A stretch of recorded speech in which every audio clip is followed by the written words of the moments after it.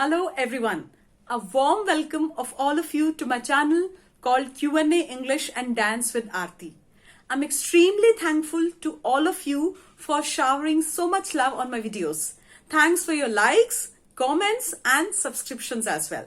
So in order to return it, I have brought one video today to help you with all your doubts related to English speaking, जिसमें से एक major issue ये है कि हम English speaking practice कैसे करें. मेरे पास मेरे स्टूडेंट्स, मेरे फ्रेंड्स, मेरे relatives, everybody comes to me और वो ये कंप्लेन हमेशा करते हैं कि हम प्रैक्टिस करें किसके साथ. ठीक है, हमें शायद आइडिया है कि हम क्या बोल सकते हैं और कितना बोल सकते हैं, बट जब तक आप प्रैक्टिस ना करें तब तक वो उसका कोई एडवांटेज नहीं है. So in order to make that practice possible, today I have brought a completely thoughtful and fruitful idea, जिसके लिए आपको अपने किसी फ्रेंड या फैमिली मेंबर की जरूरत नहीं है टू प्रैक्टिस. नंबर 1. नंबर 2, इसमें आपको ज्यादा सोचने की जरूरत नहीं है कि मैं क्या बोलूं और क्या नहीं बोलूं. You will get the content readymade, yes, like readymade clothing. So why not to go with it. But before that, mind it, ये जो सोल्यूशन मैं आपको बता रही हूं, this has to be practice regularly, like daily. आपको doctor भी अगर मेडिसिन देता है, see he also suggest you to complete the whole course, at least 3 days medicine and then next 3 days medicine and so on. So mind it, this order and this frequency should not be broken. Let's start with the solution. Step 1. आपको अपने आसपास कोई भी एक reading material ढूंढना है. It can be a novel, a newspaper, a magazine, even your course book and anything for that matter.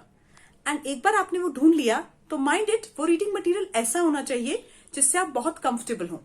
Like it can be a political section of the newspaper if you are politically acknowledged and politically conscious. It can be a sports section if you are a sports fan. और अगर आपको Bollywood news पसंद है तो page 3 पढ़िए. But whatever you like, choose that only. Now, once you have selected the material for reading, this is your turn to start reading.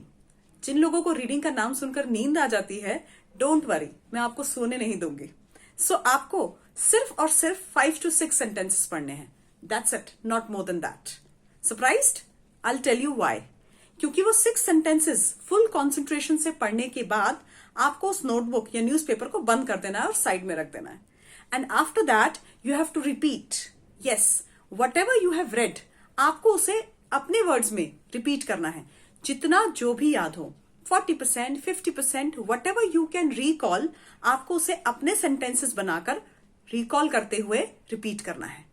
And mind it, ये repeat करते हुए आपको बिल्कुल नहीं सोचना है कि मैं गलत बोल रहा हूं या सही बोल रहा हूं, grammar is wrong, words are not same. That's perfectly fine. We just want you to repeat what you said और यू रेड, राइट. अब इसके एडवांटेजेस क्या हैं? Why should you do this? Number 1, जब आप सेंटेंसेस खुद बनाएंगे, so it will improve the capacity of making sentence formation, right. You will be able to form sentences on your own. गलत या सही की बात अभी मत सोचिए. Think of making sentences.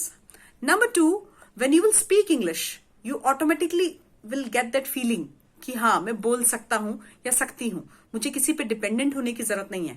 And last but not the least, जब आप सेंटेंस भी बनाएंगे और फ्लुएंटली बोल भी लेंगे, so don't you think it will give you that confidence to present yourself among the people?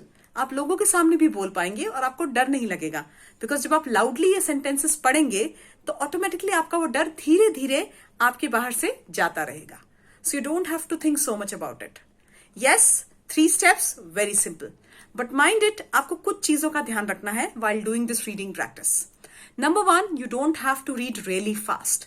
अगर आप फास्ट पढ़ेंगे तो ना तो कुछ याद रहेगा एंड इनफैक्ट आप बहुत सारी रीडिंग मिस्टेक्स कर देंगे जिसमें वर्ड्स गलत पढ़ लेंगे और pronunciation can be wrong. Number 2, not read it very slowly. Yes, not to read really slowly. इससे बोरिंग हो जाएगा और इतना स्ट्रेस आ जाएगा वर्ड्स पे कि आपकी रीडिंग की स्पीड ही अफेक्ट हो जाएगी. So no need to do that too. And last, definitely and very important part, please do not concentrate on the meaning of the sentences or the words. Words अगर कोई ऐसे हैं जो आपको नहीं पता, it's okay. आपको जितना समझ आया, whatever you could figure out, you just have to repeat that in your sentences. There's no need to think again and again कि इसका word का meaning क्या है.